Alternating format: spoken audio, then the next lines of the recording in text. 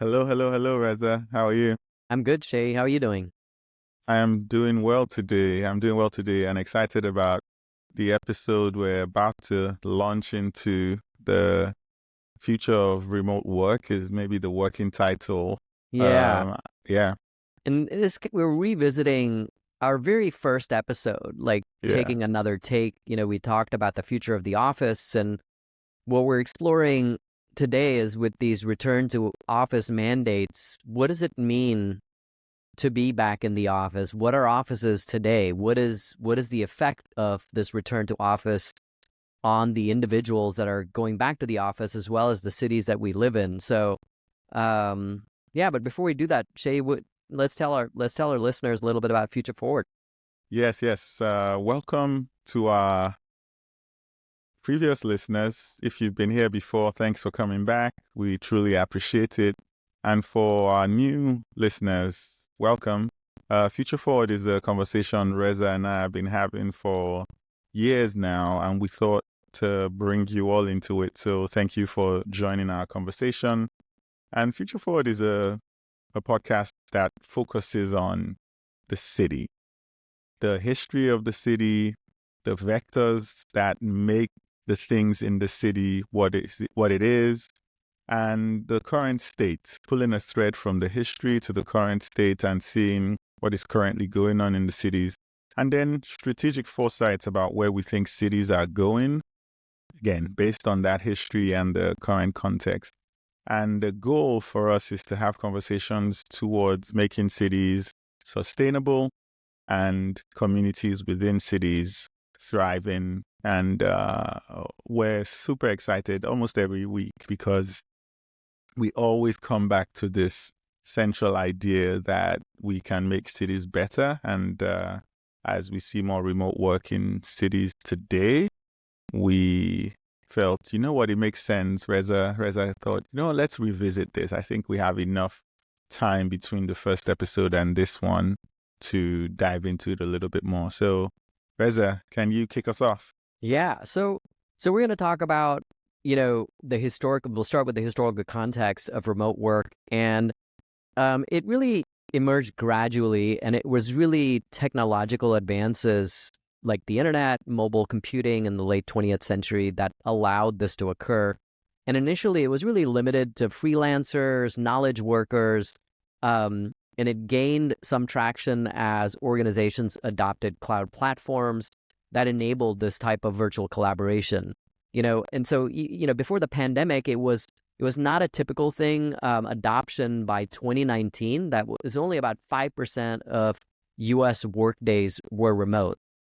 Um, and I remember when I think back pre-pandemic, at the company that I was at, remote work was frowned upon, and I would try to take it every once in a while because I needed some family flexibility. But at the same time, you have the flip side with, I know, you had your startup, y'all worked remote. My friend Ed has his startup, and, they practiced remote working even before the pandemic. So it's this mixed bag of both. Now, when the pandemic occurred, this is a huge shift. Remote work surged to nearly 50% of workdays, according to the Bureau of Labor Statistics. This transition really highlighted the feasibility across industries. And there was some efficacy studies to see, how is this actually going? In 2020, Stanford did a study that noted a 13% productivity boost amongst remote workers. Um, Employees reported improved work-life balance, with 91% preferring some form of remote work when they were surveyed in 2021.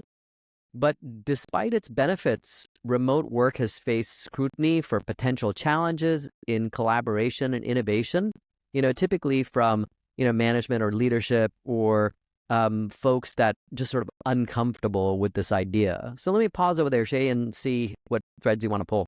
Yeah, no, it's a really interesting one. As you mentioned, I have really been working remotely for the last, what I'll call about 12 years in the Yeah, US. yeah. And some of that was by just virtue of having to move to a different city from where the work was for personal reasons and consequently working remotely. And I actually remember when I moved down to Austin, the job I had changed leadership, and the leadership wasn't comfortable with the fact that I was this far away from the company, which is one of the reasons why I left that company then. But when I started my previous startup, we decided to be remote from the jump. There were two things it did for us.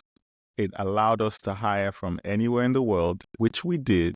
My first two developers on the startup were both in Tokyo, Japan, and it was highly efficient. We spent time in the mornings, my time, nighttime theirs, discussing tasks, laying out the tasks.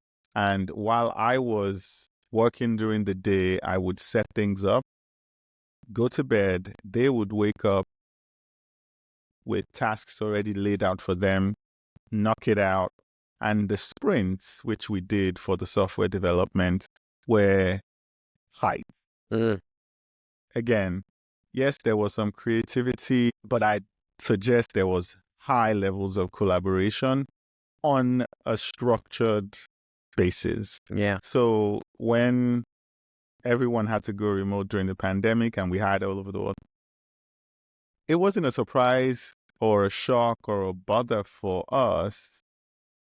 I did think at the time that it wouldn't last, though. I remember distinctly having conversations around the fact that not every company is going to be fine with believing or trusting that people will do what they're supposed to do. Yeah. And so I do see where some of the backlash comes from, as you just pointed out. So, but that's the thread for me. It's the experience is almost directly split between those who had done it before and were comfortable with it and could continue even when backlash started, versus those who had built their companies to be in person and there was this back and forth that they all struggled with then. Yeah. That's a really good example, Shay, because this back and forth struggle is what I'm going to now touch on in where we are today. And, I have two working titles for this section. One is the tug of war of remote work, which is this back and forth. And the other one that I often use when I'm talking to people about it is like, we're trying to put the genie back in the bottle. Yeah. Which is, we let it out during the pandemic. It's really hard to stuff it back in. Yeah. And so I'm going to talk about two things in this section. One is I'm going to talk about employees and their experience and what's happening with return to work and, return to office and remote work. And in the second section, we will explore the impact of remote work on cities. Like, what did it do to transportation, infrastructure, environment, et cetera. But let's touch on sort of what has recently been going on. If you've been paying attention to the news, companies like Amazon, Disney are enforcing this return to office policy. Amazon, for example, has required employees to work on site 5 days a week, and they want to do it because of cultural cohesion. Although I'm certain that they have other reasons. I have a couple friends that work at Amazon, and great deal of dissatisfaction with it. Some of them sort of just go into the office, check in, and leave. Just to get in there, get their badge, and just get a coffee and go back home. The employee response when we looked at a study for this episode. It looked at 54 firms from the S&P 500, and it found a 14% increase in turnover rates after the RTO mandate. So this was actually studied empirically, and the ones that this impacted the most were women and skilled employees. They left disproportionately, and you can imagine that women clearly for that flexibility of that work-life balance, and skilled employees, they have other options, and so they're going to seek those. This has also led to some hiring and retention challenges. The same study looked at, firms enforcing return to office mandates take 23% longer to fill positions and see a 17% reduction in hiring rates. And so because of these mandates, they're having a harder time attracting employees. And they're seeing a higher turnover amongst these skilled and senior employees. So it increases the operational disruptions, the hiring costs, and this can, exceed 100% of an employee's annual salary. This turnover is expensive. You got to hire a new person. It leads to inefficiency because a new person joining is just not going to be up to speed right away. They're not going to have all that tacit knowledge that is needed. And surveys show the ability to work remotely was among the top priorities for recent job seekers. And so these RTO mandates are leading to this, low hiring rates and that hiring speed, because this is what employees actually want.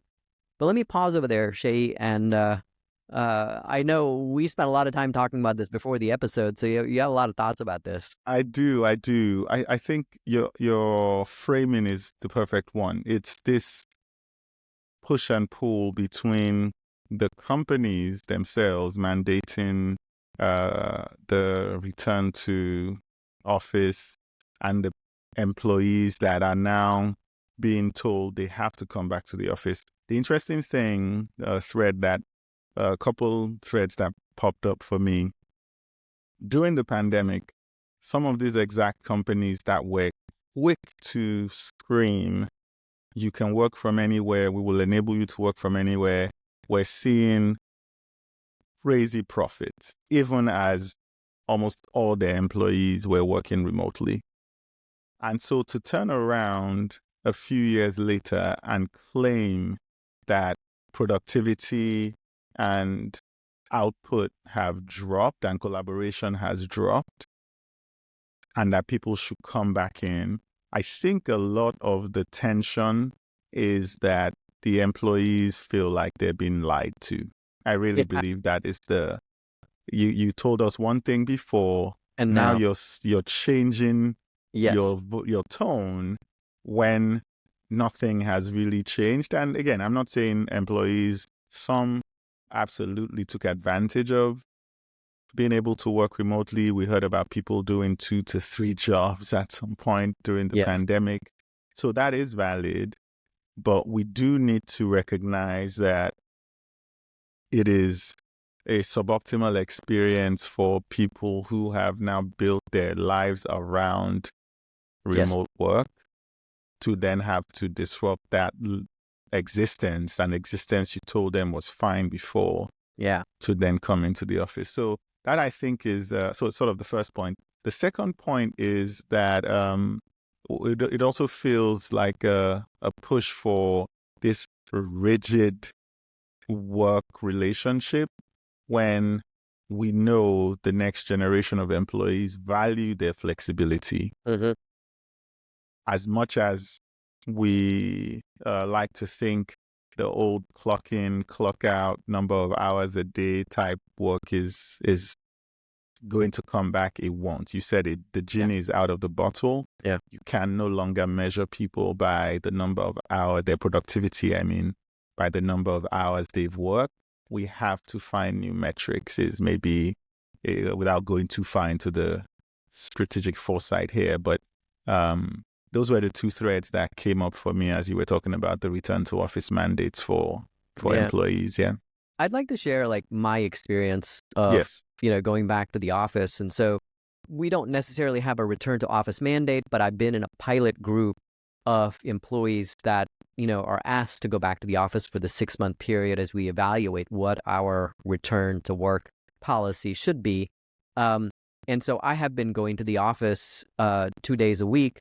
And by happenstance, and this is really fortunate for me, is that a number of there were about 5 or 6 people on my team that also are in Austin and are coming into the office regularly, and we have decided to sit in a certain area. Although we don't have designated desks, we have just kind of taken over this area and made it our corner. And we've given it a name. We call it Copilot Corner. People know about it. but we've formed a place where we feel together, and I look forward to going to work. Um, and you and I were talking about this before. This is the hard work that is needed to encourage people to go back. It doesn't happen automatically. Just saying go back to work doesn't make collaboration happen, doesn't make Yes. connection happen, doesn't make the work and innovation happen. It and our team has been pretty deliberate about forming those relationships, eating lunch together, chatting when we get there first thing in the morning, and while we're eating our breakfast taco. And I really look forward to going to work. But it didn't happen automatically. Yeah, you're pointing out a key part of it, which we'll touch on in the strategic foresight section of this. But you're nailing what I think is the disconnect Mm-hmm. today. It's Yeah. that what is needed, it is what is needed by the employees themselves versus what is needed by the company requiring the employees to go to work. And I know you're going to talk about the impact of this on cities and city centers, but I do think that adds a layer on this Yes. that is also critical. So if you don't mind jumping Yeah. into that, yeah. Let's talk about the impact of remote work on our cities, real estate, transportation, the environment. It has significantly impacted these, issues, traffic patterns, and it had a ripple effect across urban planning, infrastructure funding, environmental outcomes. And so let's start with the impact on commercial real estate and urban centers. There was a decline in office utilization. Occupancy rates in major cities still remain under 50% of pre-pandemic levels. Real estate depreciation. Urban office space has seen value reduction of 20 to 30%. And that has, impacted other systems in those downtown economies. So let's explore a few of them. First, a reduction in traffic congestion. This seems obvious. There was less commuters on the road because of this widespread adoption of remote work during the pandemic. Studies from the U.S. Department of Transportation showed a reduction of up to 35% in vehicle miles traveled in major cities during 2020 and 2021. But the impacts have continued even as return to work mandates increase. Remote or hybrid work arrangements continue to reduce commuter traffic compared to pre-pandemic levels. And so in cities like San Francisco and New York, commuter traffic still is half as much as it was in of the 2019 levels. This has also impacted public transit use, and this is a bad knock-on effect. There's been a decline in ridership in these public transport systems. In these urban areas have seen significant revenue losses due to lower ridership.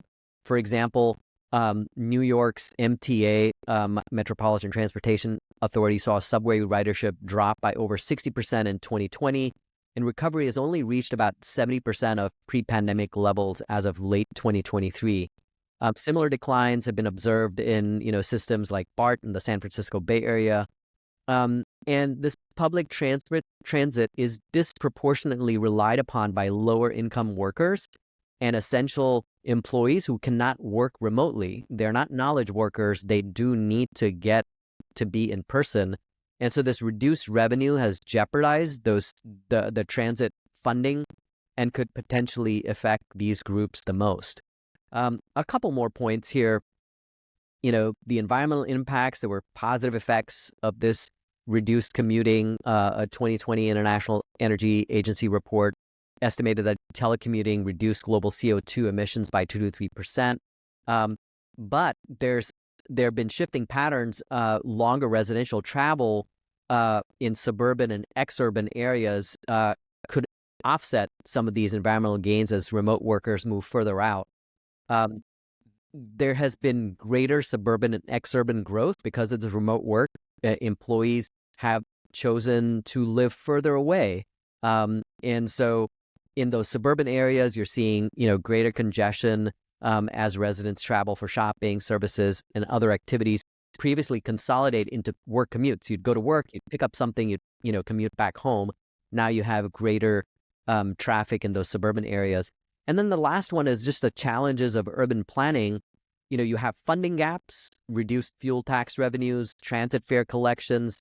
It has strained infrastructure budgets. So many states and cities are rethinking how to finance road maintenance and public transportation systems.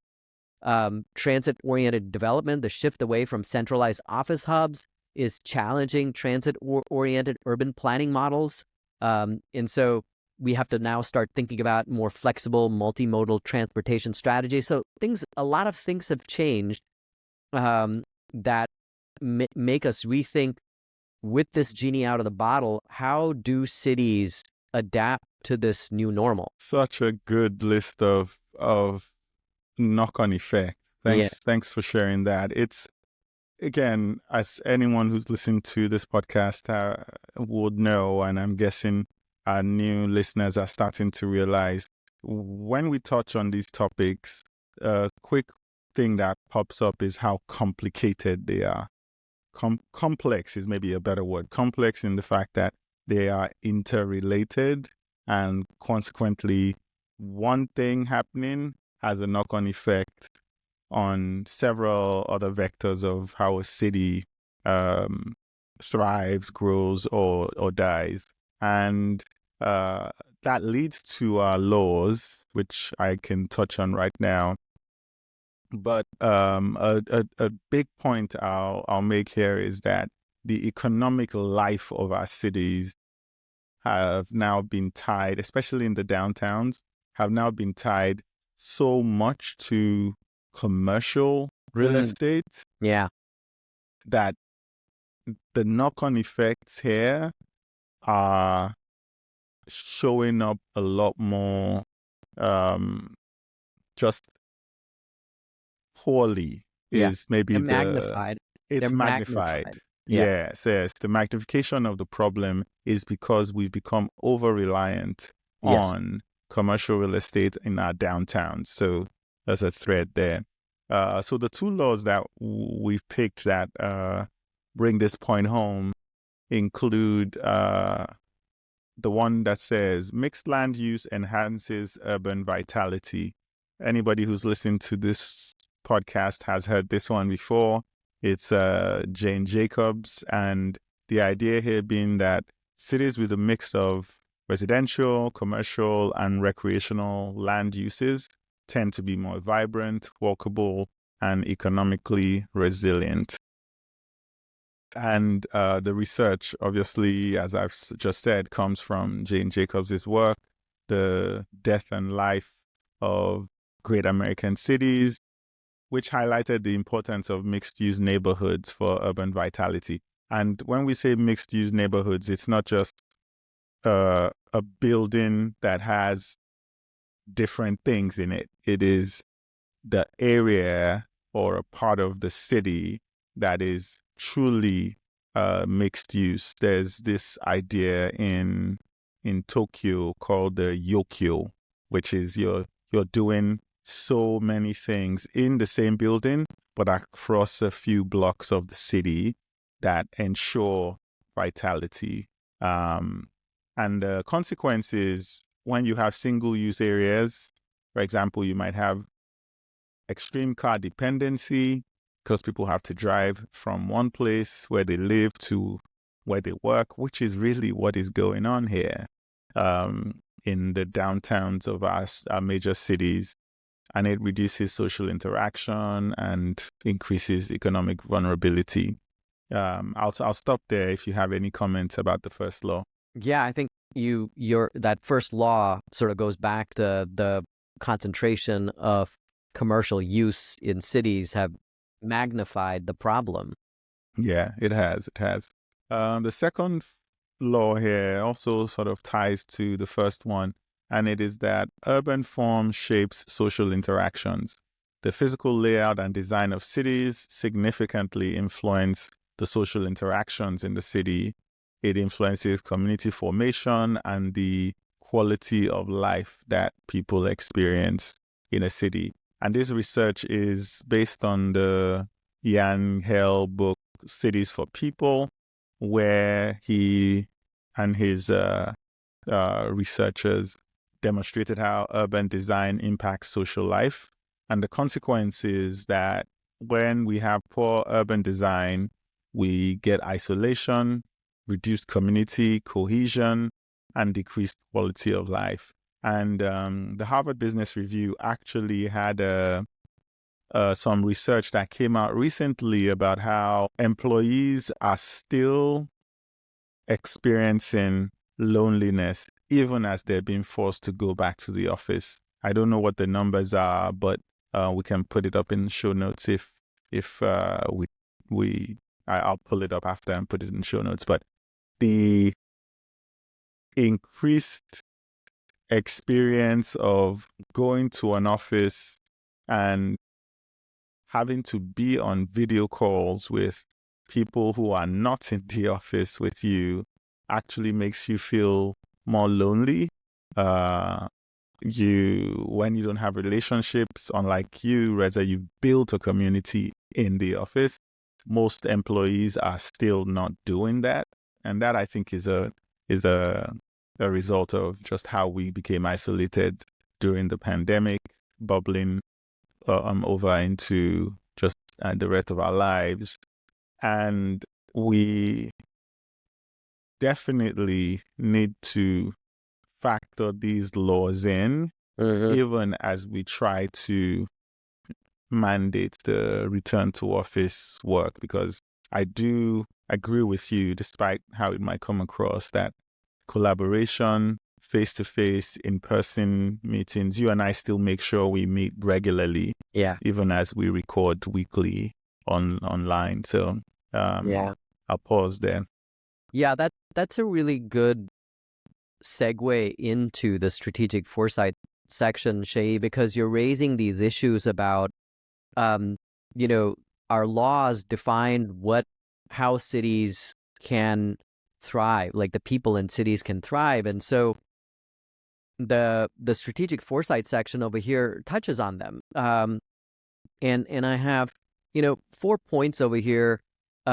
One is rethinking the office space. So urban centers and companies are trying to repurpose underused office spaces. They're trying to, do mixed-use development, and that would align with our 21 laws of cities. Cities like Portland and New York are transitioning office spaces to residential or mixed-use hubs. There are challenges associated with that, but they're trying to do that. And workplace, there are still companies that are trying this workplace flexibility, and I think those are important to have going forward. Hybrid models that integrate remote and in-person work are becoming more standard and should continue to be to meet these workforce expectations. So let me pause over there. You can pull a thread and then I can go to the next one. Yes, and this one is an interesting one. So Michelle, my wife, she is head of people for a remote company, which is in New York. And she digs into this topic a lot because she's head of people and culture, and consequently, she's trying to pick up on the culture book.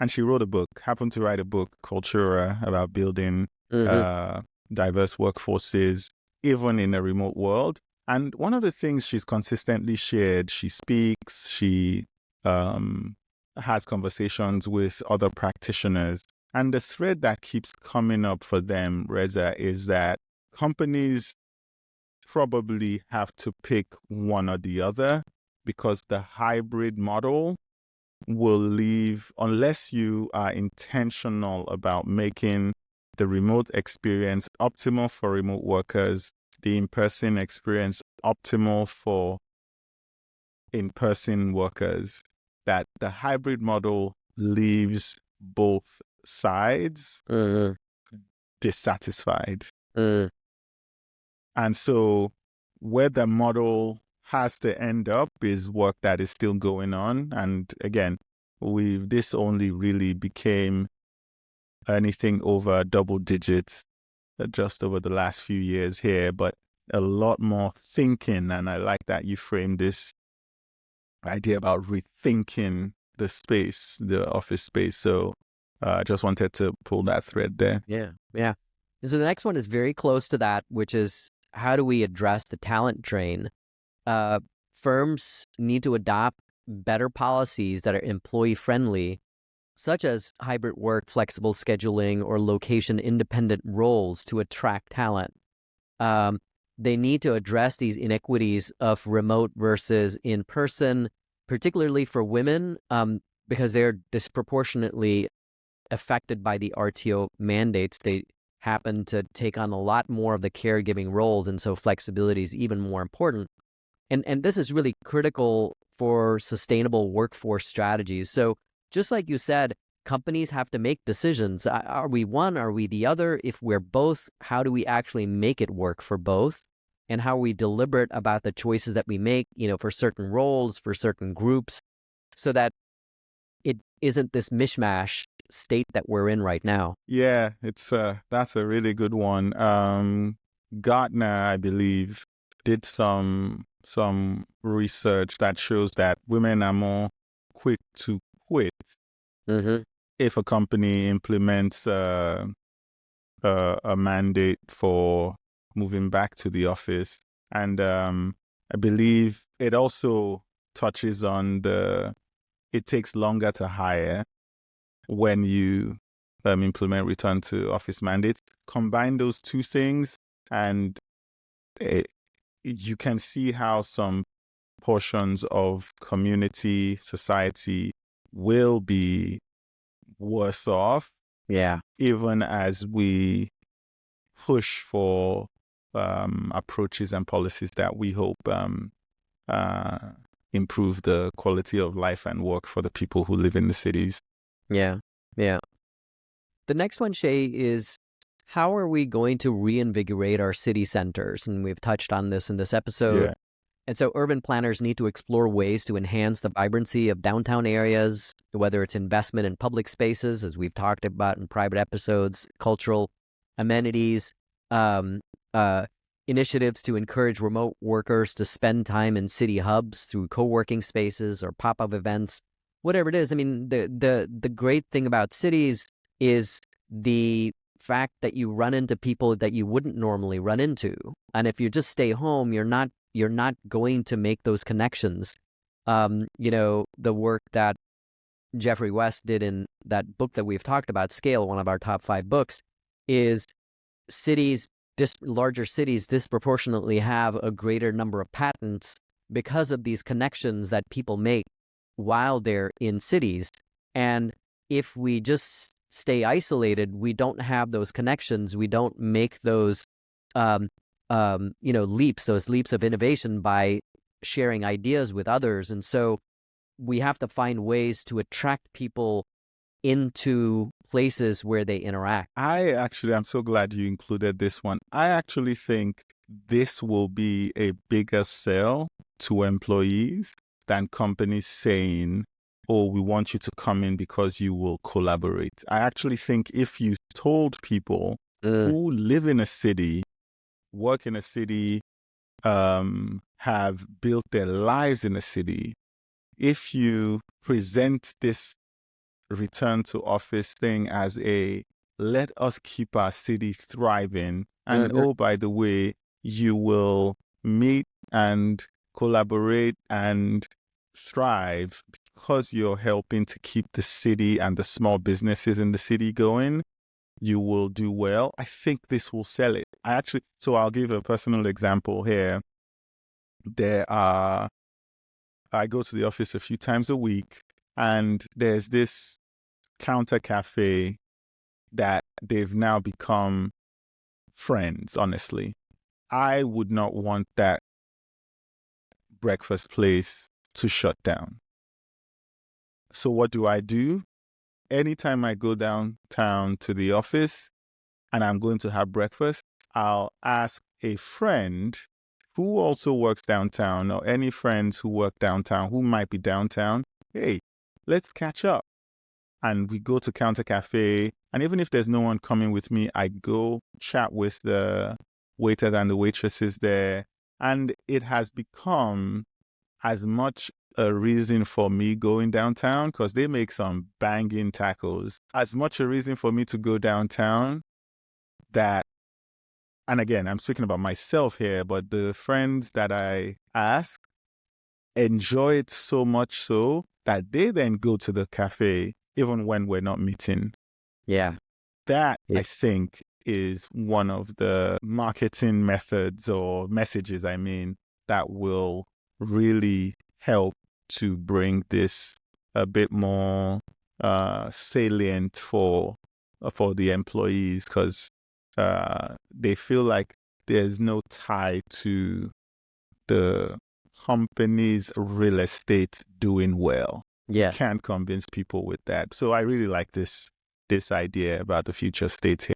Yeah, and I love your example as well. That resonates so much with me. You've formed this connection, um, you've built this ritual, and it's not just good for you, but it's good for that small business. It's good for the city to have that, and it is good for your company because you're encouraged to come in, Yeah, and it's good for you and your life because you're connecting with other people. So there's sort yeah. of multiple levels. So that I think that's my favorite one. The next one that I have on here, um, a bit of a stretch. Again, we're future casting, and so this is embracing innovation and collaboration. So the idea here is technological advancements such as AI-driven virtual collaboration, AR, VR tools. It could bridge the gap between remote and in-person work dynamics. Firms might also use, data-driven insights to optimize what are the best hybrid work arrangements. This one's a Hmm. stretch. I put this here for you, Shay, because you like this kind of future casting. I I do. always have some deal of skepticism about it, because just seeing a 2D image of someone just doesn't feel as good as like being with them in person.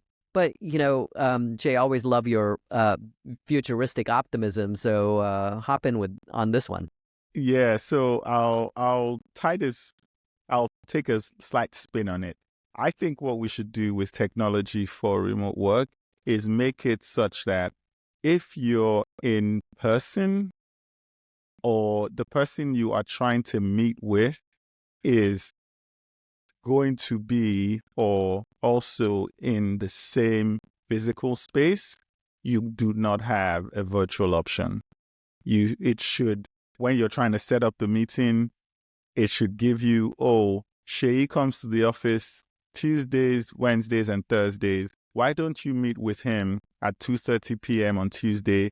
I booked the office space. You can meet in there. Such that we take away some of what is currently happening. You both are in the office space and you're on virtual calls. That shouldn't work. So I think it's clever uses. You use the word creative. I totally agree. Creative uses of technology to ensure people have the experiences that um increase collaboration, increase their well-being even in the space. So yeah. Yeah, yeah. So to close this out, you can see from this is that this is an evolving space. We have this complexity of balancing employee satisfaction, urban vitality, corporate needs. And so by embracing some of these solutions, some of them simple, some of them innovative, fostering that collaboration, that connection, cities and businesses can shape a sustainable future of work. Absolutely. Yeah, I'm glad you chose this topic for this week, Reza. It is topical, timely, and there's a lot riding on it for individuals, the companies, and the cities. So I hope our listeners have had a good experience listening to this, learned a few new things, and we hope you share your thoughts about this. I know you all have opinions about this, so please share it with us Yeah. at hello@futureforward.fm. Yep, that's our mailbag. And so the call to action for this week is really two parts to it. One is, just like you said, share your experiences of remote work, return to office. We'd love to hear from you about what's working, what's not working. And then the second call to action is, if you're in leadership or if you have a chance to influence what that could be, think of some of these factors. Think of how you can shape a better return to work experience for all individuals, for all employees, as well as thinking about the sustainability of your city. Fantastic. Again, thanks so much, Reza. Should we move now to mailbag. Yeah, we got a good mailbag this week, A Seyi. fantastic one. Yeah. And this one comes from, I think I'm going to just declare this right now. Um, she is a big fan of the show, but we're even bigger fans of Kelly James, who came on for the food episode and shared a really fantastic mailbag with us as it relates to the architecture episode, which was a fantastic one, Reza. And she goes, Reza, your knowledge and commitment and good sense really came through. She has strong feelings, even as a non-architect, about the architecture, the topics we discussed in terms of community development on the architecture episode. And she shared a story of when she was a White House fellow and there was a policy trip to New Orleans on the 5th anniversary of Katrina. And the Ninth Ward, which faced the most destruction from Hurricane Katrina, they visited to see some ambitious construction rebuilding projects that had gone on with Brad Pitt. Kelly was a White House fellow at this point, and they were taking the trip. And she goes, even without a B arc, it looked disastrous to me for the following reasons, which relates to your laws. The houses were out of character for the neighborhood. They hadn't considered the community in the building. She goes, the buildings looked like spaceships landed in the middle of a neighborhood and created a sense of division. Such a great visual there. And sad but great visual. The houses were so high-tech, heating, cooling materials, electric systems. Things were likely to break and need expensive repairs, which the lower income residents had no hope of actually taking ownership to repair themselves, and it would be too expensive for them to repair. And the feeling she got was that some people had parachuted into the place, done their mementos to ego, and left. Yeah. And it's sad to say, she shared an article with us as well. It's sad to say that those homes are not doing well, Yeah. unsurprisingly. And the last line here was such a great one. She goes, so much bad in the world comes from not working closely with communities that are supposed to benefit from the outside involvement. That encompasses so much of what we talk about Yeah. on this show. So thank you, Kelly. I had to share the whole thing. Yeah. Really appreciate your commitment to the show and for listening with such depth of consideration as well. Yeah. That's great. Thank you, Kelly. Really glad that we shared that all. And I love that line at the end about, sort of considering the community. This is really, what our show is all about. And as we close, we love doing Future Forward. We'd like more folks to hear about Future Forward. So take a minute to rate and review the podcast. It helps other listeners find it. And then like and subscribe if you're watching this on YouTube, so the algorithm can share it with others. And then most importantly, share this with someone that you know, some that you would enjoy this, that would enjoy this, that you care about.